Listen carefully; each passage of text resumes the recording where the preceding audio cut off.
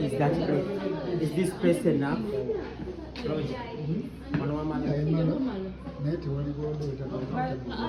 Take out a table. Together a bit.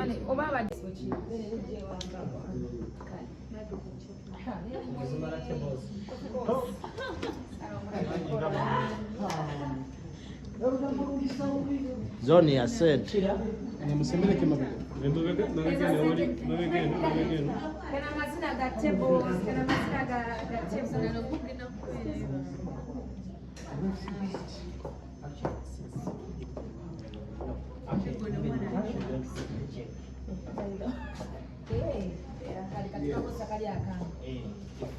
If we put cash, you're not use the check. What is that date? Cash to fire, you know, you have check Baddest. marketing manager. Yes, marketing manager. The same medium with your dawari.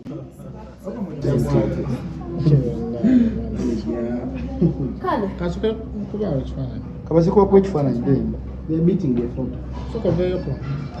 Yeah. A meeting is fun.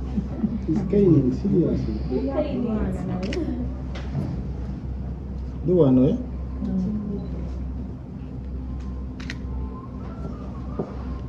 Spice. Once.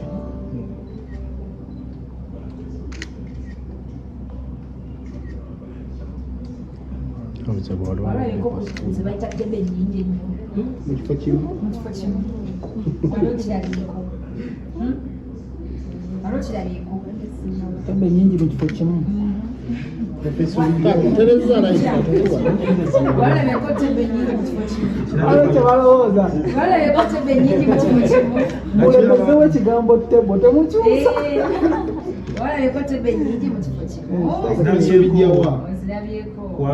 Babadde bagumba tuya bagulemu bbiri naye kutandikira mu Atandisa omukulu.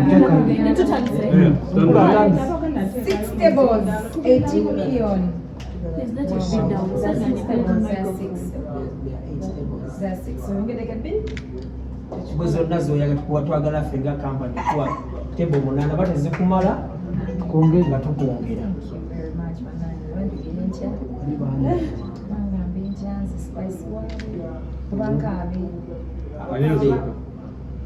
Thank you so much.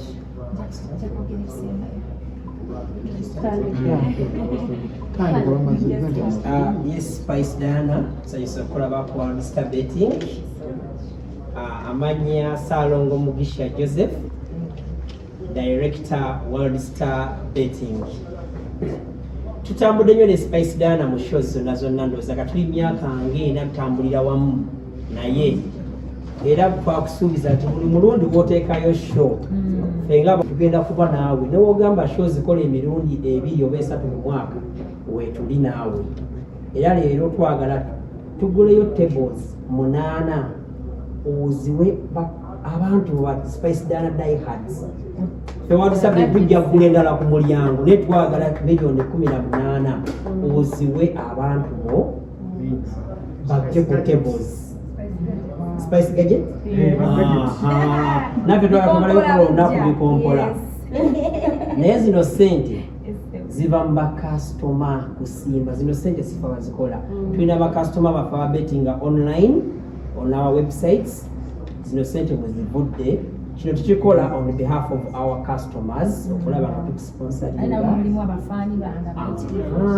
era ojja kubalabaawo nga bangi ate era tusaba kasitoma ba World Star Betting mujje mu bungi nga 10 January tuwagire omukyala talina lutalo omukyala asinga obulungi mubayimbi bonna tumuwagire mu bungi singa kisoboka olunaku tusaba oba ebeere public holiday yenna akola ku public holiday akikoleko mukikonyeemu Spice tetwagala kulimba ove waneeno katonakyo ogenze nakyo endala zinaakusanga gendako neezo ogire opreparinga table z'abaana z'abakasitomaabo mukama abagizeewo simanyi byagogera nesuseeko kubanze tusobola kutema ennyingi mu feki kimu ate zonna nga za serena nga 10 January gamba kati nze simanyi nakumanyi wakifujja naye nga thank you very much Salongo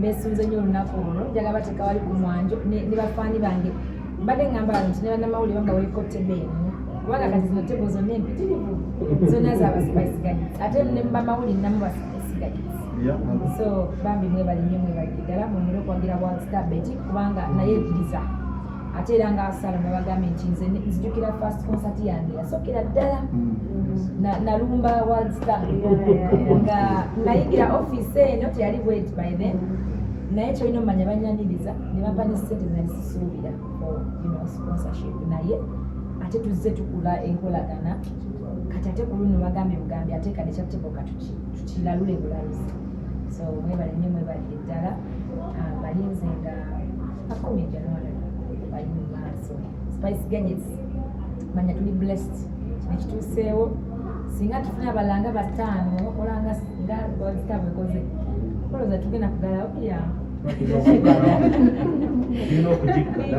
naye nga thank you so much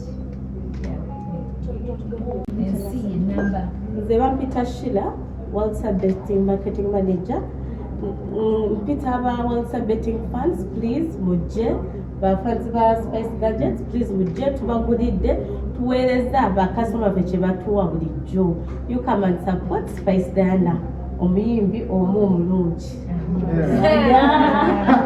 ekyobulungi nga omulungi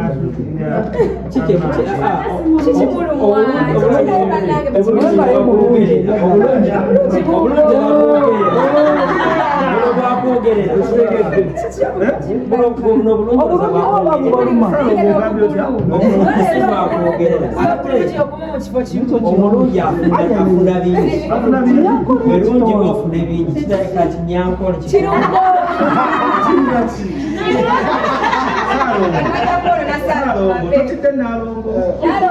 Nalongo bino byonna byonna bimanya ate Salongo tasobya Salongo asiima busiima Salongo fani wa Spice video jine Nalongo akimanyi the first time I came to this office Salongo yako wakamana Nalongo ino kumanya chali tiwaletele mtawana because when I talk to him yangamba enyimba zizanyewa kanga Nalongo alowooza batu nga bambitanda bangako naye the family has loved me kuva kwolwo tuba tufuuse muntu omu kubanga enkolagana yaffe teri nnyo nakukyamira family. I know the twins. I've been to their home and everything. So I don't want to be part of the family. We have a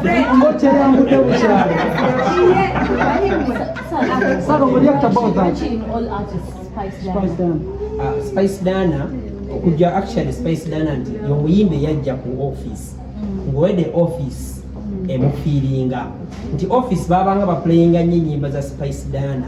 The first time she came Petro Musube twagala ku mulyango buli omu naberanga ali surprised kwamba yajjanga muntu kumwagalanga company. Obayimbi kyobora ba era twamusigeza. Yes sponsoring ze shows endala nati za spices zo mu company zigenda ko wala nnyo. It's a must. It's a must. It's a must. It's a must. It's a must.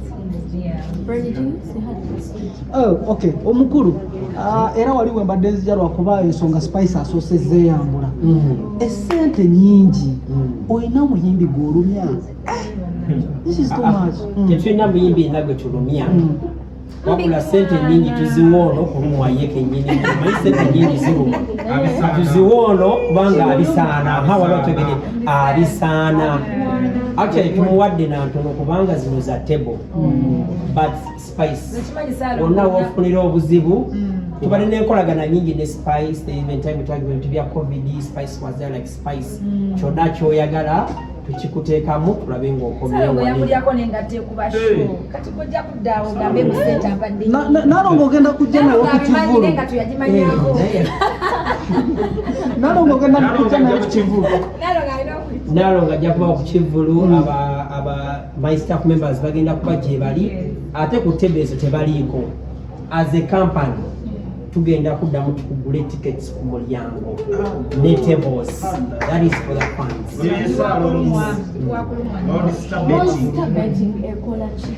World Star Betting y'emu ku company eruddewo eya sports betting. Ffe tubadde wano okuva 2011 tulabe company ezimu zijja bwe ziggalawo. Ffe tuli baana ba wano ate nga buli kye tukola tuli trustworthy. Tetulina gye tulaga actually gye tukakasaba customer baffe. Eno ye company eri mu Uganda etalina gyeraga nti egenda kutoloka. Kyova olaba nti betting obeera bugumu ng'obetinga ne World Star Betting tolina gy'olaga. Tuli wano eno era we're here to stay nga bwakyogedde aba World Star Betting. Omuwe cash ate ebyokuteeka tebo ne baddamu bakubira amasimu. Tebo tebazibanja. Tebo tebagibanja.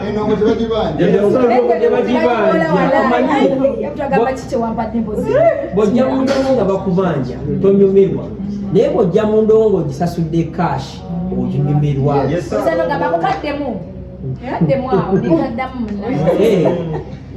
Kati kambuuze tusobola ku show kwennyini okujja ne tukugula oluyimba n'oluddamu ffe nga World Star Betting. Kiwandika abambi.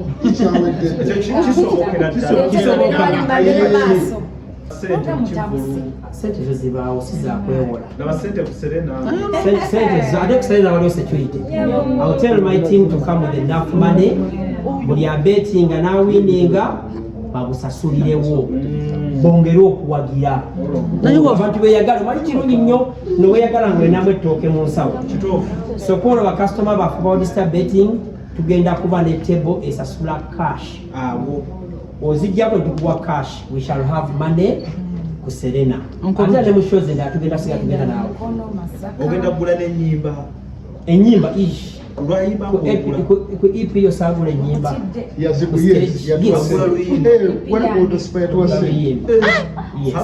Uno Salongo yavaawa.